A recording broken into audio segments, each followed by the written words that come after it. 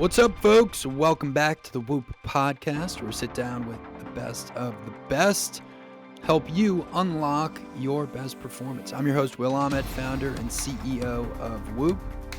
Good news, our spring sale is happening right now. You can get 10% off your WHOOP membership by signing up today. That's at whoop.com.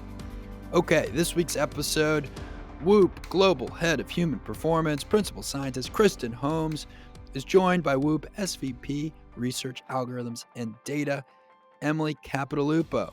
The dynamic duo is here to talk about the link between sleep, stress, and blood pressure. Kristen and Emily will be talking on an upcoming study conducted by our team here at WHOOP that you, our listeners and members, can be a part of. Our study will be looking at people's stress data through the night with blood pressure as the primary data collection touch point. You must be a WHOOP member to participate. But the great news is that you can join WHOOP now with a 30-day free trial and participate right away. Never been a better time to join WHOOP. That's a free trial also at whoop.com. Kristen and Emily discuss an overview of why we are conducting the study, the participation protocols, the benefits of a larger and more diverse data set through the use of virtual WHOOP labs, how stress and sleep are linked, how we perceive stress, and how this study will help people better understand how they sleep. If you have a question you want to see answered on the podcast, email us podcast@whoop.com, call us 508-443-4952. All right, here are Kristen Holmes and Emily Capodilupo. Hi, everyone. I'm so excited to be back here on the WHOOP podcast. My name is Kristen Holmes. I am the Global Head of Human Performance, Principal Scientist here at WHOOP. We are launching a sleep, stress, and blood pressure study where we are looking at people's stress data through the night with blood pressure as the primary data collection endpoint. This is really a call to action as we need to recruit thousands of people, and data science and performance science need your help. Our esteemed SVP of Research Algorithms and Data, Emily Capodilupo, and I are going to get into all the fun details around how you can be a citizen scientist and potentially advance our understanding of how sleep, stress, and blood pressure are connected. Emily, say a quick hello. Hey, Kristen. Thanks so much for doing this. Oh, I'm so pumped. So, recruited participants will be asked to take 3 readings over the course of a 15 to 30-day window. At the completion of the study, participants will be eligible to receive a personalized report on their sleep and stress data, a free accessories item, and will be entered into a raffle to win several prizes, including personalized insights based on our findings. You must be a WHOOP member to participate, but the great news is that you can join WHOOP now and participate right away.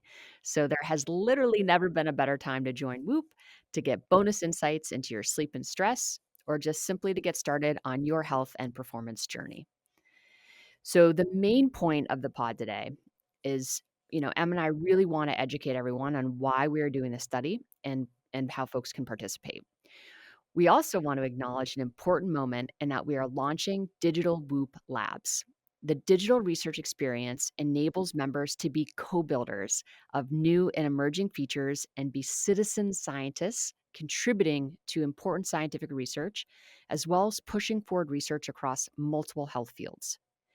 Continuous and novel data streams allow us to improve our algorithms. This is the work that Emily's and sensational team does, as well as our coaching abilities, which is a lot of what my team is involved in, and prove out and improve WHOOP's overall effectiveness at creating lasting positive change in people's lives, which of course is at the very core of our mission.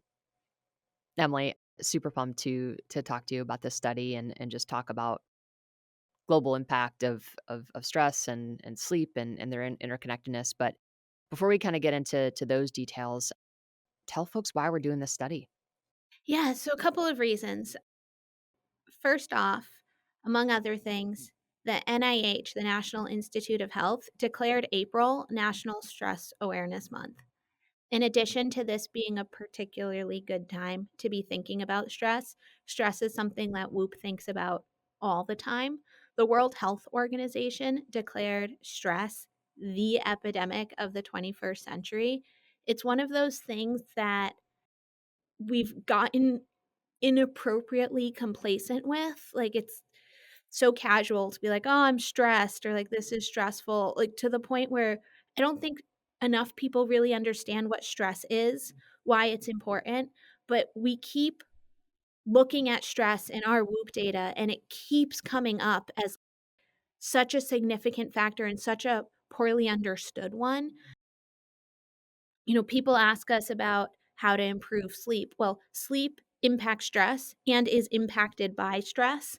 And, people ask us how to improve their workouts. Well, if your mental health and stress is such an important part of that is not in check, it's just hard to make progress and unlock performance, our core mission, if your mental health is in the way. And so, in honor of National Stress Awareness Month, but also in honor of all of our members who ask us about this all the time, we set out to do this initiative and really understand that bi-directional relationship between sleep and stress, leveraging so many things that WHOOP does really well, from our stress monitoring feature to all of our sleep, functionality, and to tie that into a couple of different research questions that my team and your team have been batting around. And so to get, enrich that data with this intentional additional data collection, as well as to add an objective marker of stress. So in this case, we're leveraging blood pressure, which is known to be an objective marker of stress. And then, of course, we're also including subjective information, so how you feel about stress.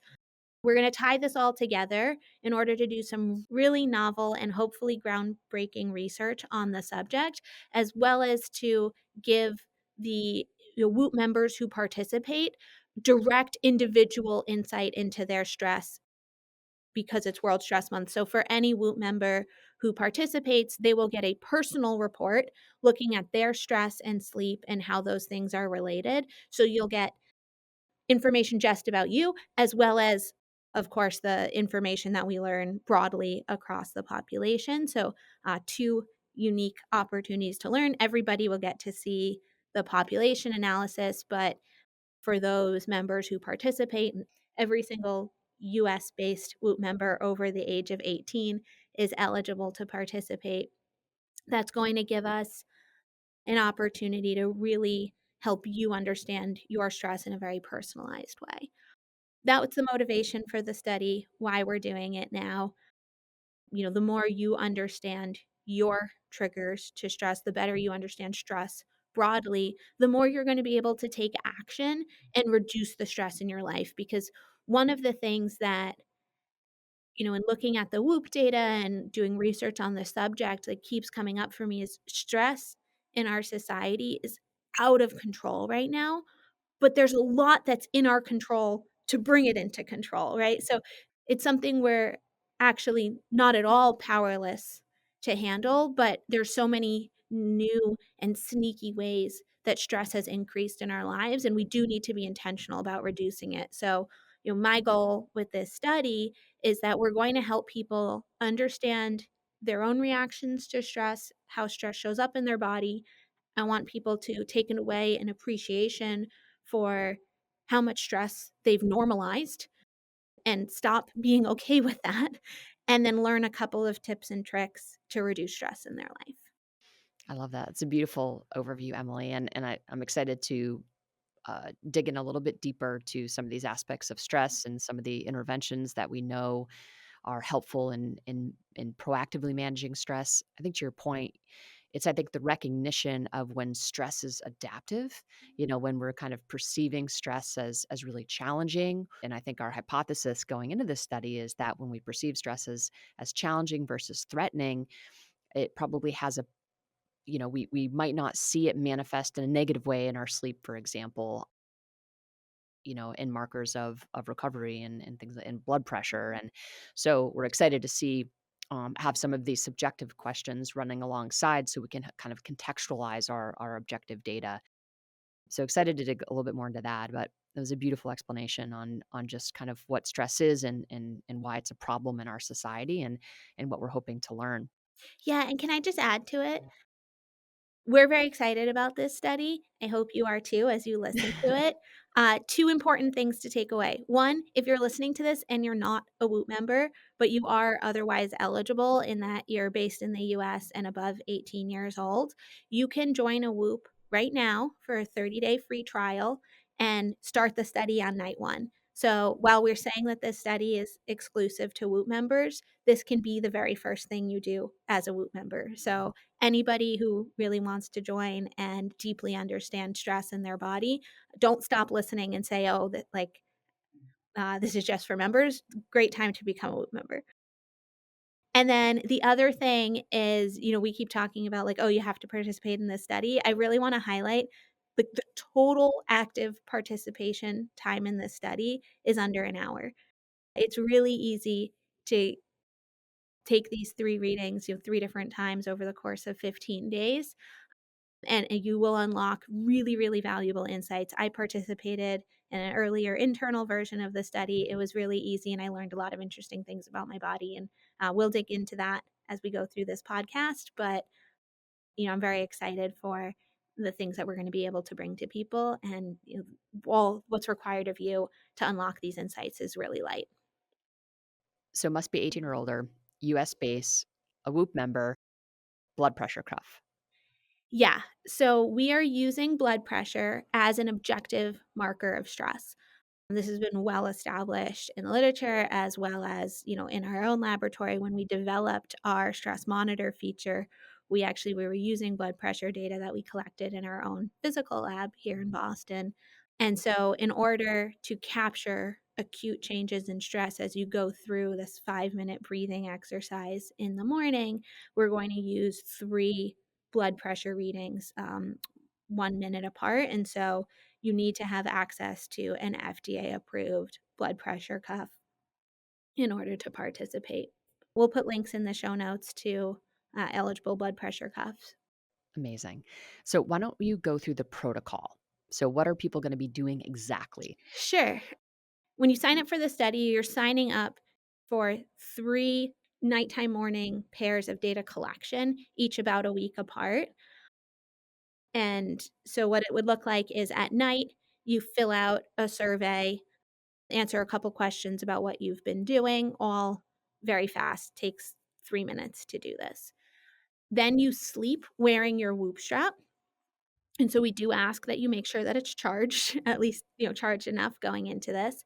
And then in the morning when you wake up, about half an hour after you wake up, we ask you to answer a couple more questions about how you're feeling, both in terms of how you slept, how rested you're feeling, as well as stress about the upcoming day. And then we have you sit still and breathe deeply for a couple of minutes, take a blood pressure reading, continue to breathe deeply, take a second reading, wait a minute while breathing deeply again, take a third reading, and then you are done. You can do absolutely whatever you want after that. And then a week later, you do it again, and a week later, you do it again. And so the sort of active part of the study is 2 minutes at night. It takes about 5 minutes in the morning, and that you wear your Whoop strap overnight in between, because we're collecting all kinds of really important data to understand your stress, and do whatever you want in between. So while the whole protocol takes about 15 days, and if you can't do it, you can spread them out even longer. It doesn't ruin the study if you do it over, say, 30 days instead of 15. The actual active part of the study is really light and pretty easy to accomplish. Amazing. Okay, so I have quite a few questions because I know many of our members have, certain routines that they engage in the morning. So you say breathing deeply. So just slow pace breathing, or do we really want people breathing deeply? Do we prioritize the exhale, the inhale? Why don't you go through exactly how you want people to breathe? That's a great question. So we've left it pretty open. We want people to breathe deeply and intentionally, but we haven't specifically said, this many second inhale or anything like that. There's a number of different breathing protocols that are all effective at, slightly, for slightly different reasons at different things. But we do know that when you do breathe intentionally, sort of slower than what feels naturally, regardless of how you do that, you're bringing more oxygen into your body, and that creates this parasympathetic response that just calms you down Slows your and heart rate. slows your heart rate, and is very good for reducing stress acutely. And we expect to be able to see that in the blood pressure readings that Right. we're taking. So we don't want people doing like a Tumo super oxygenated type of breathing, No. which we do offer in the app. So we would want to do a physiological sigh, which is a double inhale followed by an extended exhale. So that would Mhm. be a good option. Or just, very simple, slow paced breathing that emphasizes an extended exhale for, so Yeah. And I think, like, for people who are less comfortable with breath work, just think about filling your belly and don't worry too much about it. For people who are more comfortable with it, box breathing is a great option. You can think about, 4-second inhale, 4-second hold, 4-second exhale, 4-second hold. As you can imagine, thinking about it as a box. The Navy SEAL have been all about box breathing. They've really made this quite popular because there is quite a lot of good research around that. So there's a number of different ways to do this. What we really want is people to do something that is comfortable for them, that they feel like they can sustain for a minute. we don't want you breathing in a way that's stressful. That would Yeah. be And what we don't counterproductive to what want we're is just like trying to do. breathe naturally, and you're like scrolling your phone or something Mhm. like that, which will Yeah, do quite the opposite. right. I actually read this fascinating study that came out of UC Irvine. They define something called email apnea, which is that when we read our emails, we don't breathe.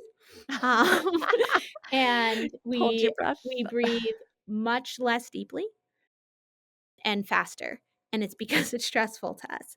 So we'll link the study in the show notes, but the takeaway is that we don't want people to, when we say, like, wait the minute, to think that they're relaxing because they've started to associate scrolling on their phone with downtime. That's actually a place we've tricked ourselves, and the psychology behind this is fascinating because we actually have a measurable stress response, which shows up in elevated, respiratory rate, shallower breathing. So please actually take the minute to slow your breathing, put the phone away, and hopefully, if it's effective for you, we will see that in the blood pressure data. And we'll make all of this very clear in the instructions. Another question so there's you have to wait 30 minutes between the time when you wake up to when you start this breathing and blood pressure reading. So in that 30 minutes, can I drink coffee? Can I have a glass of water? Can I view the morning sunlight? Give me a laundry list of things I can and cannot do. Yeah, so the 30-minute period allows all of our sleep momentum to dissipate, so it is important that you wait 30 minutes between waking up and doing the study. Unfortunately, you cannot eat or drink, exercise, or do any, like, exposure to extreme heat or cold, which would include taking a shower or a bath. You can get exposure to morning sunlight. You can, if you want to stretch or meditate or anything like that, read. As much as, I think email is a source of stress, that's probably not healthy first thing in the morning. If you want to check your email or get a little bit of work done, that's not going to impact the study. But we don't want people ingesting anything, exercising, or extreme hot or cold exposure, because those things can interfere with your blood pressure. And then we won't get as good of a read, as reliable of a read on what's going on in terms of your relationship between sleep and stress, because you'll be adding a lot of noise in between those readings. So, So adherence to these instructions is really important, in order for us to have clean data. So, I think one of the great opportunities to be able to do this digitally that is, not require folks to have to come into a lab is that, we can collect way more data sets, Talk a little bit about the importance of these bigger data sets. Why does that matter for training your algorithms? yeah. And can I back up before I answer that question? I just want to say that, because there is this requirement around getting a clean recording condition, we've written the study in such a way that it's quite flexible. Mm, So, while the fastest way to complete the study would be night 1, night 7, night 15, if the morning of night 7, you have to do daycare drop off, or, you really wanna work out or whatever, you slept in and you didn't mean to, it doesn't impact the integrity of the study if you do it on, like, night 6 or night 8 or, 9 or something instead, and so you can take up to 30 days to do these 3 readings, and we did that so that you can pick a day where you can afford that half hour of downtime before the reading, and then as soon as that breathing and blood pressure recording is over, you are free to do absolutely whatever you want with the rest of the day. And so, hopefully, that flexibility, as well as the fact, Kristen, as you mentioned, that this is done entirely from home, makes this something that's relatively easy to fit into your life. And before we talk about the Yeah. data sets, just is there anything with the evening reading that you want folks to be aware of, or that's going to be included in the instructions in terms of protocol? We'll include everything in the instructions, but there are far fewer, uh Nighttime's a little bit yeah, more far Wild West, like fewer not instructions. You can go to bed at whatever time you normally go to bed, and we're not super sensitive in terms of, like, between the time that you take the survey, how quickly you need to go to bed or anything like that. So a lot more flexibility at night. We do just wanna capture that evening moment because it gives us context in terms of how you change throughout the night. So it is important to get that survey. It won't allow you to do the morning session if you didn't complete the survey the night before. That's just how it's set up in the app. But yeah, that's much less restrictive, and I'm gonna say when and not if, but when you sign up, the app will walk you through all of this, so do not feel the need to be taking notes throughout our podcast. The implementation in our new digital Whoop Labs feature is really elegant. It walks you through every step. It sends you reminders when you're eligible for, the next set of readings and all of those things. So we really do handhold throughout, and hopefully, like I said, I think we're trying to enable our members to get really valuable insights. We want to make this as easy as possible. Where we've added these bits of friction, like the survey and the blood pressure reading, it's because it really does unlock a really, really interesting next dimension of information. We wouldn't be asking you anything if, you know, we feel like we have to earn the friction. And we were really thoughtful about what goes into the study. I think we have earned that friction. So, hopefully, this is something that you can fit into your day. But to answer your question about the large data set, a lot of it is about diversity. A lot of times when you hear large study, it's not that we need a lot of people, it's that we need a lot of different kind of people doing a lot of different things, experiencing very different stress levels. So we can tease apart the variables of, when you start at this stress level before bed, sleep like this, and then wake up like that, what happens if you breathe one way versus another? What happens if you have been sleeping really well, previously, and then like have a poor night's sleep versus if you're a chronic poor sleeper? What happens if you're male versus female, if you're ovulating versus menstruating, if you're pregnant, if you have high blood pressure, if you have low blood pressure, if you worked out, if you didn't work out, if you worked out close to bed, or if you work out first thing in the morning? All of these factors impact how this data shows up. And so when you start to think about statistical analysis, the more variables you have, it's multiplicative. So it's like raises to the next power in terms of how many people you need to capture that.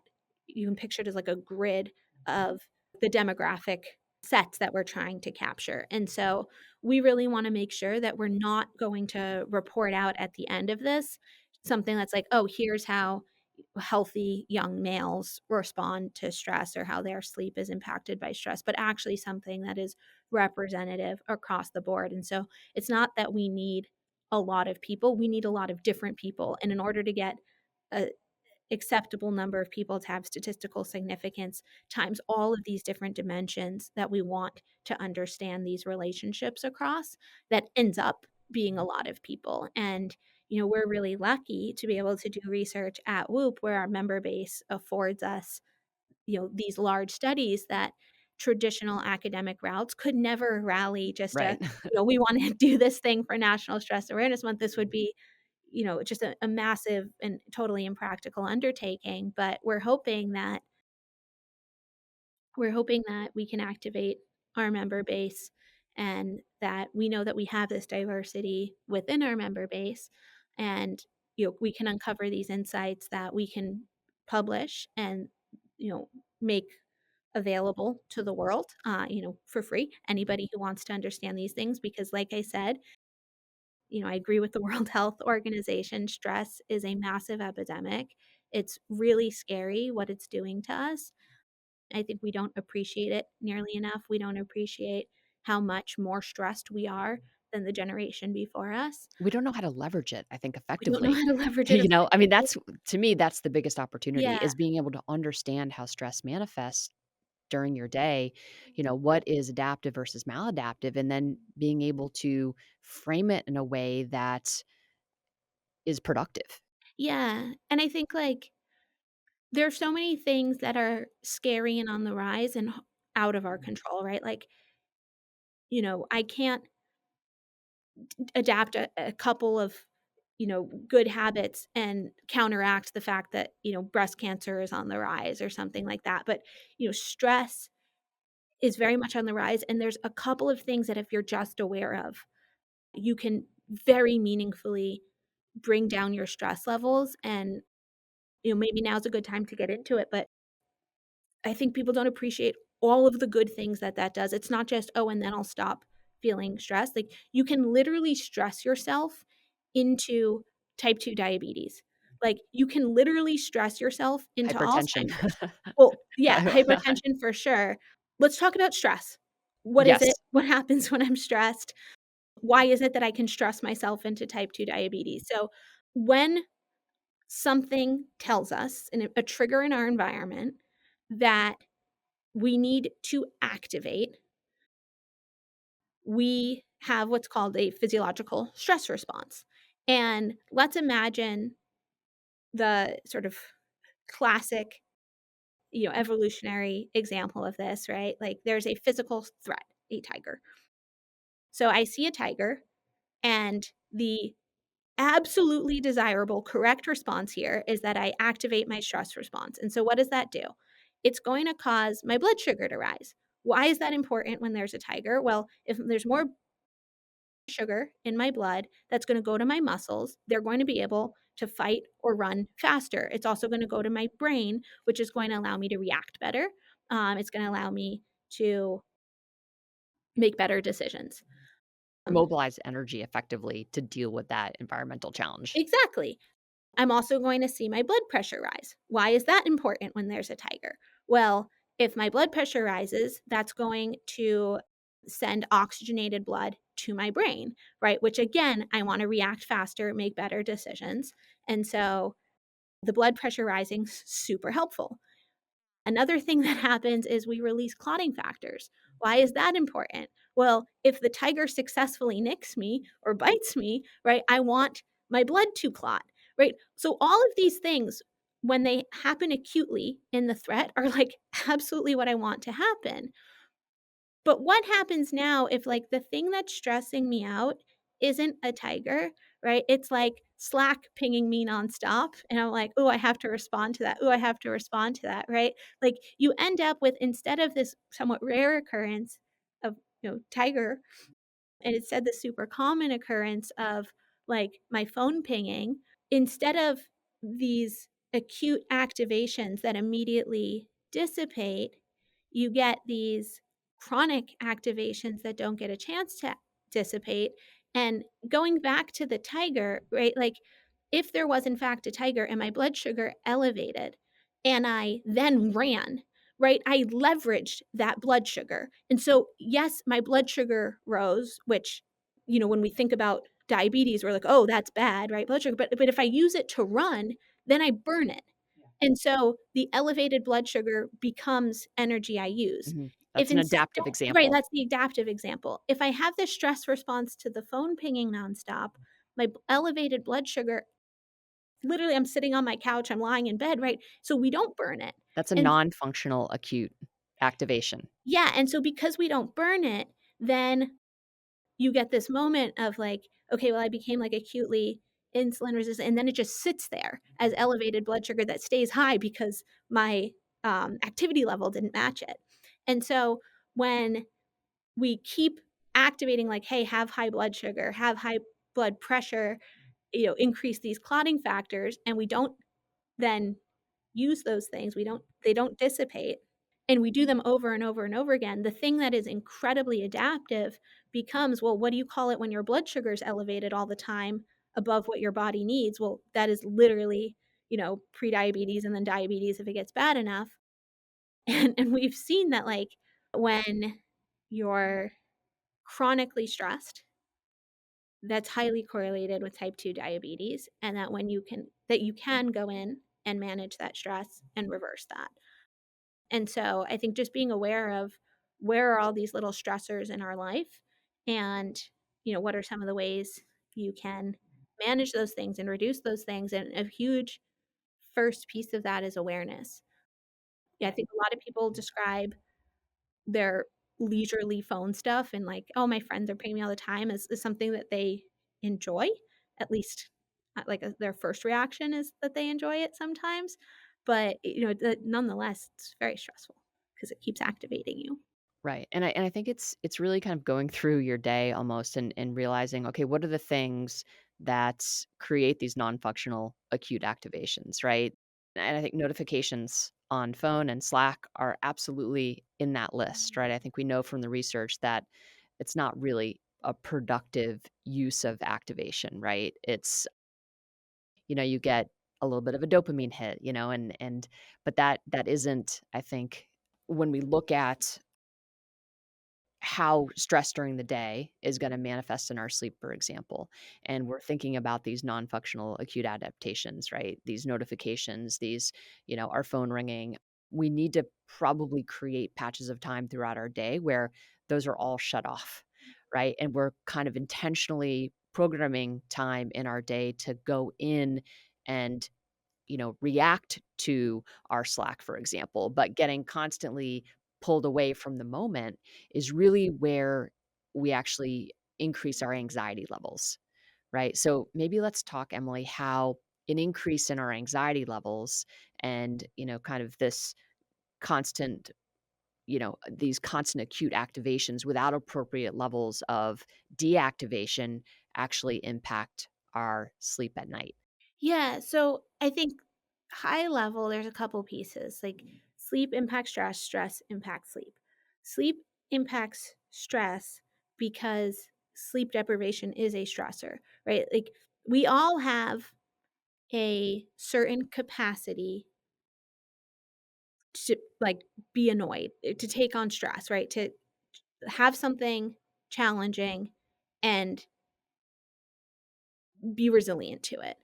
And you can think of that like reservoir as smaller when you're sleep deprived and larger when you're well rested. And we all know this, right? Like you wake up way too early and you're irritable because you're tired. And so you snap at your partner and then you're like, sorry, I'm just really tired, right? If you've ever experienced that, then this is just kind of, trite.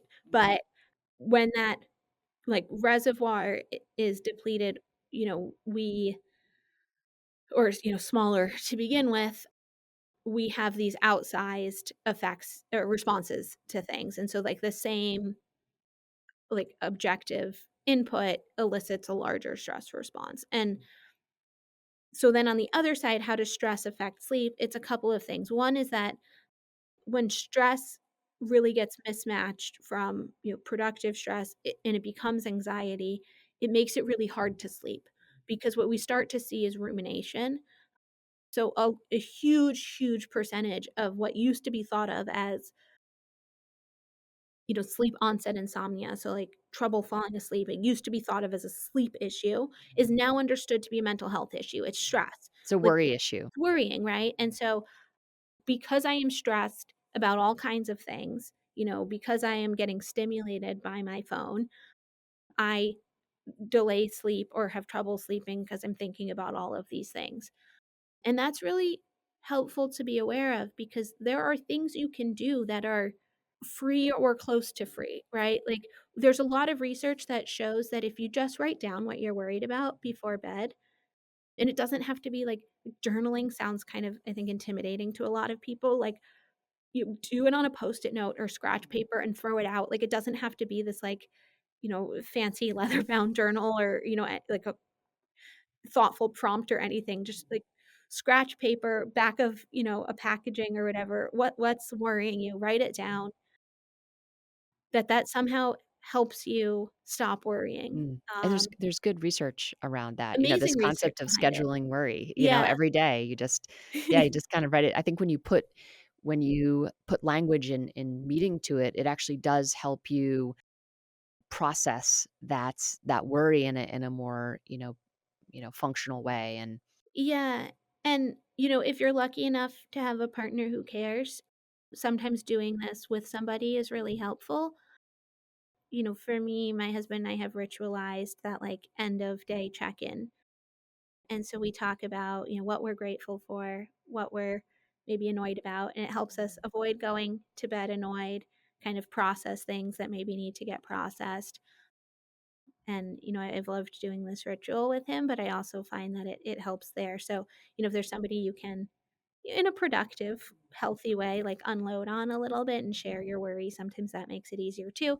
And if you don't have that person, even just doing that with yourself, but like you said, kind of articulating that thing, writing it down, saying it out loud. You can do this with yourself in the mirror if that's kind of what works for you. Then you don't even need the cost of the pencil, but making space for that so that you can kind of have closure and put that to bed. So, kind of going back to the question, this, stress turns into anxiety and worry turns into sleep onset insomnia, difficulty falling asleep because you're ruminating on the stress. And there's, these fairly simple, and I'm talking about, 2 to 5 minute interventions that you can do that can dramatically lessen that, make it much easier to fall asleep, translate to getting a better night's sleep so that you're not waking up tired, which, kind of makes you more likely to then be stressed again the next night. So and it that's will a huge reduce piece. the cortisol during the day, right? So if we're doing these Yeah. mini moments of deactivation throughout the day, we we won't get that kind of inappropriate spike of cortisol during the night, that 2 a.m. wake up that Yeah. people experience. Yeah, and I'd say, like, this has been one of the things that I've loved about the Whoop Stress Monitor feature in the roughly 1 year, that it's been out, is that, I can reflect on it as part of my end of the day ritual and say, like, "Where are the places where I was stressed? And, what do I remember doing in those moments, and does that feel, like, sensible to me?" Right? Like, Is it an appropriate level of stress? yeah, because Yeah. one thing I really wanna highlight is we're talking about stress as a negative, and the goal is not to never experience stress. Stress can be and is an extremely important thing, not just because I'm like, when the tiger comes, I want you to be able to run, but also, like, in a normal life, like, I reasonably expect to not encounter any tigers or, like, other imminent threats to my life. But being stressed, for example, right now while we're recording this podcast, there's a healthy amount of stress that makes me focused. And, like what we were talking about in the tiger, right? Like, there's that getting slight elevation in blood pressure, slight elevation in blood sugar gets, fuel and oxygen into my brain, and it's going to help me say smarter things. And if I couldn't mount some amount of a stress response, what that would look like to you is apathy. And, like, what we would think about that clinically is depression, right? That's the inability to activate when a situation requires it of you is what depression is, right? Your level of activation is lower than what the situation demands for. Anxiety is when the level of activation is above. And inappropriately so. Right, inappropriately above what the situation requires, and so I don't wanna be terrified about this podcast because that starts to become not productive as well, right? I get, like, super in my head. But I also don't wanna be apathetic, so I want to, in this moment where, it's so important to me to help people understand, again, during National Stress Awareness Month, but also in general, how important understanding and having, a healthy relationship to stress is. I deeply care about this, and so I bet, if you looked at my blood pressure, blood sugar relative to baseline, they probably are a little bit elevated, and that's good. So the goal is not 0. The goal is not, like, lie on your couch, hyper zen 24/7, right? That would be bad. there is definitely a time and place for those activities, but the goal is not zero stress either. Let's talk a little bit about how we perceive stress. And you kind of hinted at this a little bit, is it threatening? Is it challenging? And then do we have the appropriate response to match the demand?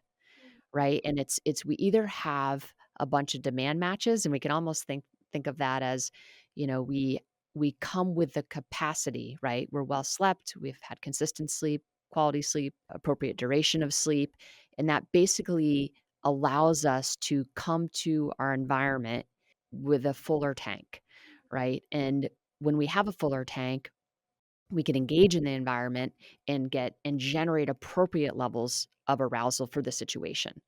So, and then I think that allows us to frame situations as challenging, right? Like you're able, because you're, not depleted, and, you're coming to this, relatively recovered, let's say.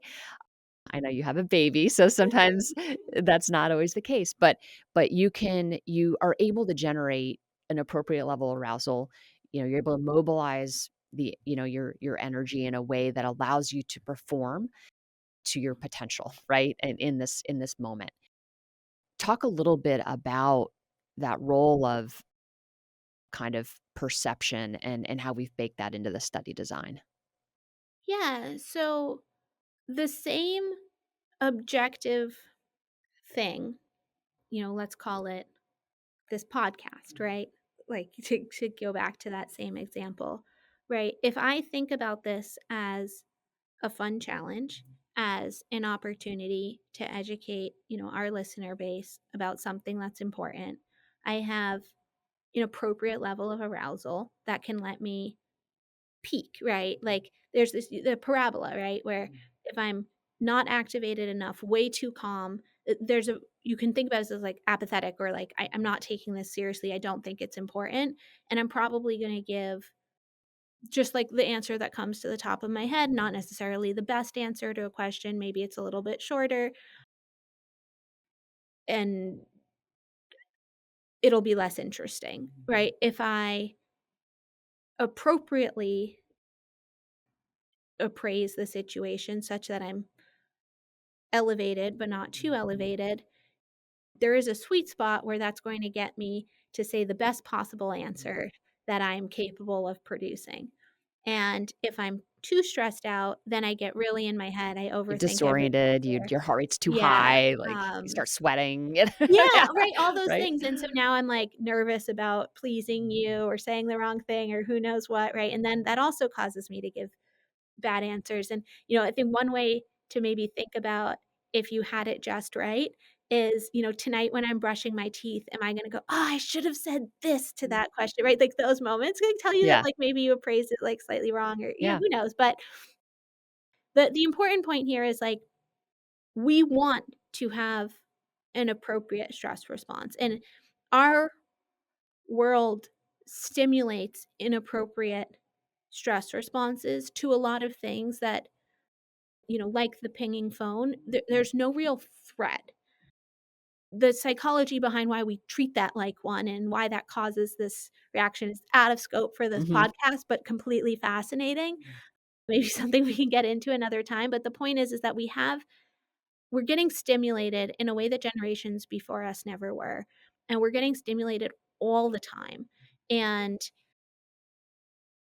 if we treat those things physiologically as equivalent to, a tiger, then we're always in this elevated state. And it's not just that, we elevate our, blood sugar, blood pressure, clotting factors, all these things. We also divert resources away from other things. Like we digest food less effectively when we are stressed because, back to the tiger, it's like, oh, if I need to run, like, do I need to spend resources on like, you know, digesting food? No, that can wait until I'm safe again. Instead I'm going to put all these resources into my legs to run away or whatever. And so we need to be able to almost like zoom out a little bit and say, "Oh, like I'm really stressed right now. Is that appropriate? Does the situation need it?"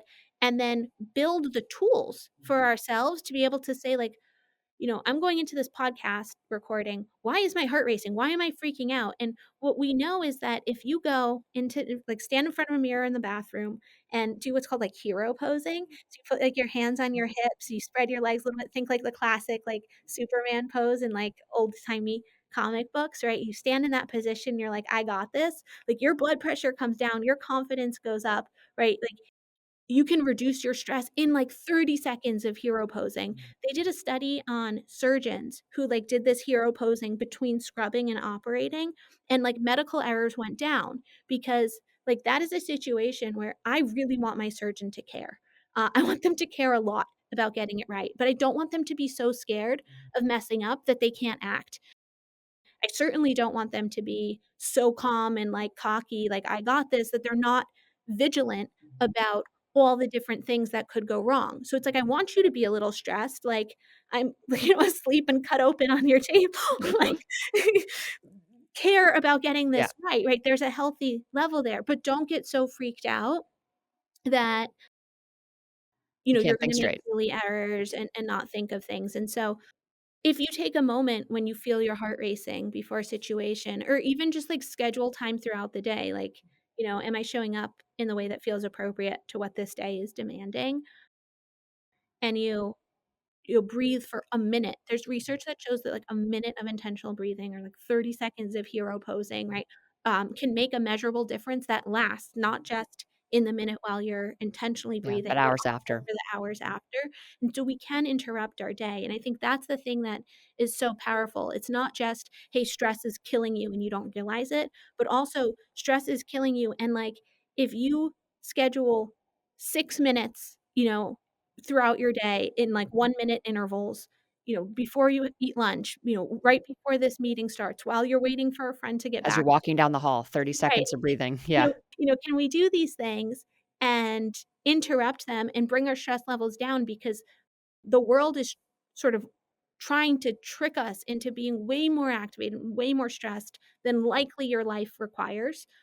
Some people out there do have dangerous lives, and so it's different, but if you're like me and you're just, like, chilling in a beautiful, gorgeous office building and Yeah. life is fine, like, you probably shouldn't be stressed all the time, and so, like, can we take these minutes to pull our stress levels down and then, enjoy those benefits for, like, the hours, Yeah. that Your follow? short-term performance will benefit and your long-term health, no question, will Yeah, benefit. a ton, and you'll feel better, like, if you can find these 6 minutes, like, do it for the 15 days of our study, please. Yeah. But, if you're not gonna participate in the study, even just try and do this piece for a week, because I think, what you'll find is that it's amazing what a tiny amount of time can do to change the trajectory of your day. And you'll, invariably you end up increasing your tolerance for stress, Yeah. which is also like a really, I think, important framework to think about these modalities, right? Like you become more resilient, which I think is important given, just the complexity of the modern world and how it's not really setting us up for success. You started this podcast, Emily, by talking about the World Health Organization and how they've kind of declared stress, as an epidemic. I The think epidemic. the That's a great epidemic, right? And I perspective. think in probably number 2, and I think there's a very strong relationship as we've already outlined between stress and sleep, right? I think the number 2 epidemic is, people aren't sleeping enough. So the other aspect to the study is that we really want to try to understand sleep anxiety. So folks who struggle with sleep, what does that look like on our system? We want to try to understand that so we can coach you more effectively. And this is an area that I'm personally so passionate about. I know you are too, Emily. Like we really want to try to, because I think sometimes like data can stress us out, right? Like especially if you struggle with sleeping. And so we want to be able to create an experience for our members where we understand when it's sleep anxiety and we can coach you to a better future.